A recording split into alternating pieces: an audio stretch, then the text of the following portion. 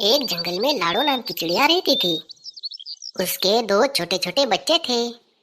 वो अपने बच्चों के साथ खुशी से रहती थी। लाड़ो अपने बच्चों का बहुत अच्छे से ख्याल रखती। लाड़ो के बच्चे अभी बहुत छोटे थे, इसलिए वो उड़ नहीं सकते थे। लाड़ो का हर वक्त बस एक ही काम रहता था, सुबह सुबह जल्दी जाना और अपने बच्चों के लिए बहुत सारा दाना पानी ढूंढ कर लाना। हर साल बारिशों की मौसम तो बहुत अच्छी रहती थी, पर इस साल सूखा पड़ने की वजह से दाना पानी बहुत कम था। सब पंछी दाने के लिए भटक रहे थे। सारे पंछियों की तरह लाड़ो चिड़िया को भी अपना गुजारा करना था। बच्चों, मैं दाना पानी लाने के लिए घर से बाहर जा रही हूँ। तुम दोनों मेरे आने तक अपना ख्याल रखना, और मैं जब तक घर वापस नहीं लौटती तब तक तुम घर से बाहर मत निकलना। तभी लाड़ो चिड़िया दाना पानी ढूंढने के लिए घर से बाहर चली जाती है। इस साल कम बारिशों की वजह से सारा जंगल सूखा पड़ा हुआ है। मुझे लगता है मुझे दाना पानी ढूंढने के लिए बहुत दूर जाना पड़ेगा। लाड़ो उड़ते उड़ते जा रही थी, तभी उसे सामने बहुत हरा भरा खेत दिखाई देता है। वाह, कितनी अच्छी फसल है। लाड़ो चिड़िया की खुशी नहीं समाती और वो दाने के पौधे पर आकर बैठ जाती है। अगर मैं सारे पंछियों को इस फसल के बारे में बताऊंगी तो सारे पंछी बहुत ही ज्यादा खुश हो जाएंगे। लाड़ो चिड़िया ऐसा विचार करके दाना चुगने लगी। अरे ये क्या बात है? मेरे खेत में ये चिड़िया आकर मेरा दाना चुग रही है। मेहनत करूं मैं और फसल खाए ये। अगर ऐसे ही सारे पंछी आकर इस फसल को खाएंगे तो मेरा पूरा दिवाला ही निकल जाएगा। फसल का मालिक लाड़ो की तरफ एक पत्थर फेंक देता है। पहला पत्थर तो लाड़ो को नहीं लगता। लाड़ो उससे बच जाती है, पर किसान और एक पत्थर उठा रहा था। अरे नहीं, ये किसान तो मुझे मारकर ही रहेगा। अब मुझे लगता है कि यहाँ रुकना खतरे से खाली नहीं है। जब खेत का मालिक लाड़ो की तरफ पत्थर फेंक देता है तो लाड़ो वहाँ से उड़कर दूर चली जाती है। ये क्या बात हुई? मैं पूरी फसल में बस 2 ही दाने लेकर जा रही थी, पर इस किसान को ये भी देखा नहीं जा रहा। अगर हम पंछियों ने इस खेत में से थोड़ा दाना खा भी लिया तो उसका क्या बिगड़ जाएगा? लाड़ो चिड़िया नाराज होकर दूसरी जगह ढूंढने लगती है। उसी खेत के बाजू में एक और खेत था, पर उस खेत में फसल ना के बराबर थी। जब लाड़ो खेत के नज़दीक आ पहुंची तो उसे अनाज का एक पौधा दिखाई दिया। यहाँ पर तो सिर्फ एक ही पौधा दिखाई दे रहा है। अगर मैं इससे कुछ दाने चुरा कर ले भी जाती हूँ तो मुझे लगता है कि इस फसल का मालिक भी मुझे नहीं छोड़ेगा। पर मैं आखिर करूँ तो करूँ क्या? मेरे बच्चे बहुत भूखे हैं, मुझे उनके लिए दाना लेकर जाना ही पड़ेगा। लाड़ो ने अपनी हिम्मत बना ली और वो फसल के ऊपर जाकर बैठ गई। जैसे ही लाड़ो ने उसमें से 1-2 दाने मुंह में उठा लिए, तभी उसने देखा कि सामने से एक आदमी चलता हुआ उसके पास आ रहा था। ये आदमी मुझे मार सकता है, इससे पहले मुझे उड़कर दूर जाना पड़ेगा। लाड़ो अनाज के पौधे से दूर जाने लगी। तभी नीचे से वो आदमी जोर जोर से उसे पुकारने लगा। अरे चिड़िया, अरे ओ चिड़िया, यहाँ वापिस आओ। मैं तुम्हें कोई हानि नहीं पहुँचाऊंगा। लाड़ो चिड़िया किसान को बहुत अचरज से देखने लगी। मुझे लगता है ये इंसान उस दूसरे इंसान से बहुत अलग है। मैं चलकर देखती हूँ आखिर ये बोलना क्या चाहता है। अरे चिड़िया, क्या हुआ?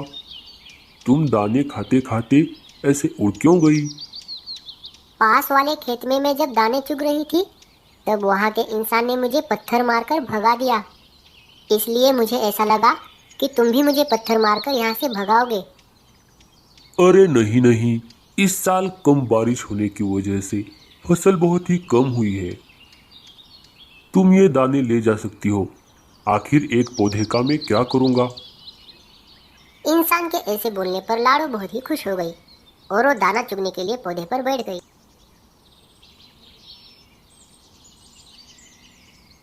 ये लो बच्चों, मैंने तुम्हारे लिए आज भरपेट खाना लाया है। ये दाने खा लो, मैं कल भी तुम्हारे लिए बहुत सारा दाना लाऊंगी।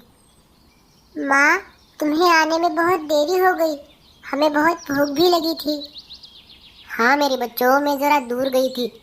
अब कोई चिंता की बात नहीं। अब 10-12 दिन के लिए हमारे पास बहुत सारा दाना पानी है। तभी कालू कौवा अपने मुंह में एक सोने का सिक्का लेकर वहाँ पर आ जाता है। माँ, बच्चों में ये क्या बातें चल रही हैं? अरे कुछ नहीं कौवा भैया, थोड़ी दूर पर एक खेत है जिसमें एक दाने का पौधा है, और वहाँ पर एक इंसान था जिसने मुझे ये दाने ले जाने के लिए अनुमति दे दी। पर लाड़ो, ज़रा संभल कर रहना, इंसान बहुत चालाक होते हैं। नहीं नहीं कौवा भैया, ऐसी बात नहीं है। वो इंसान बहुत अलग था। वो छोड़ो, ये कौन सी चीज़ लाई है तुमने जो इतनी ज़्यादा चमक रही है? अरे लाड़ो, इसे सोना कहते हैं। इंसानों के लिए इसकी कीमत बहुत ज़्यादा होती है। पर यह तुम्हें आखिर कहाँ पर मिला? जंगल के बीचों बीच एक पेड़ है, उस पेड़ के नीचे बहुत सारा सोना मिला है मुझे। वो पेड़ अंदर से खोखला है, उसके अंदर मुझे सोने के सिक्कों से भरा हुआ संदूक मिला। पर हमें इसका क्या फ़ायदा? अगर दाना पानी मिलता तो बहुत अच्छा होता।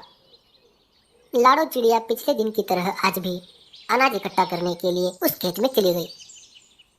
जब वो दाने चुग रही थी तब उसने देखा कि किसान अपनी पत्नी के साथ था और वो दोनों आपस में बातें कर रहे थे। अजी, इस साल हमारी फसल नहीं हो सकी। अब हम साहूकार का ब्याज कैसे चुकता करेंगे? हाँ, तुम ठीक ही कह रही हो। इस साल सूखा पड़ने की वजह से हमारी कोई फसल नहीं हो सकी। अगर हमारे पास थोड़ा सोना या पैसे होते तो हम हमारे खेत में एक कुआं खोदते जिससे हमें पानी मिलता। हाँ, पर हमारे इतने अच्छे भाग कहाँ? अगर हमारे पास सोना या रुपए होते तो हम बहुत अमीर बन जाते। उन दोनों की बात चिड़िया ने सुन ली और वो किसान के पास जाकर रुक गई। अरे चिड़िया, क्या हुआ? मैंने तुम दोनों की बातें सुन ली हैं। क्या मैं आपकी कोई सहायता कर सकती हूँ? आखिर तुम हमारी क्या सहायता कर सकती हो? तुम बस मेरे पीछे पीछे आओ, मैं तुम्हें एक जगह दिखाती हूँ। अगर तुम वो देख लोगे तो तुम्हारी सारी गरीबी दूर हो जाएगी। पर मेरी एक शर्त है। आखिर तुम कहना क्या चाहती हो? अगर मैंने तुम्हारी समस्या दूर कर दी तो हम पंछियों के लिए तुम्हें अलग से फसल लगानी पड़ेगी। हाँ हाँ, मुझे मंजूर है। लाड़ो चिड़िया आगे आगे चल रही थी और इंसान और उसकी पत्नी पीछे पीछे चल रहे थे। जब लाड़ो पेड़ के पास आ गई तो इंसान वहां आकर रुक गया। इसके अंदर देखो, तुम्हारे लिए बहुत काम की चीज है। इंसान अंदर जाकर देखने लगा तो वो आश्चर्यचकित हो गया। अरे भगवान, ये देखो, इस चिड़िया ने तो हमारे भाग ही खोल दिए। अब तुम इसे लेकर जा सकते हो, पर मेरी शर्त याद रखना। कुछ महीने ऐसे तैसे गुजर गए। इंसान ने पूरी फसल लगा दी। लाड़ो के कहे अनुसार उसने पंछियों के लिए अलग फसल लगाई हुई थी। लाड़ो उसे देखकर बहुत खुश हो गई। उसने सारे पंछियों को वो बात बता दी। सारे पंछी खुश हो गए। लाड़ो, क्या दिमाग लगाया है तुमने? हम पंछियों की सारी मुसीबत ही तुमने दूर कर दी। अब हमें दाना पानी ढूंढने के लिए कोई मुश्किल नहीं होगी। इस कहानी से हमें यही सीख मिलती है कि अच्छे के साथ हमेशा अच्छा ही होता है। अपने कठिन परिस्थिति में भी हमें किसी की मदद करने में बिल्कुल भी हिचकिचाना नहीं चाहिए।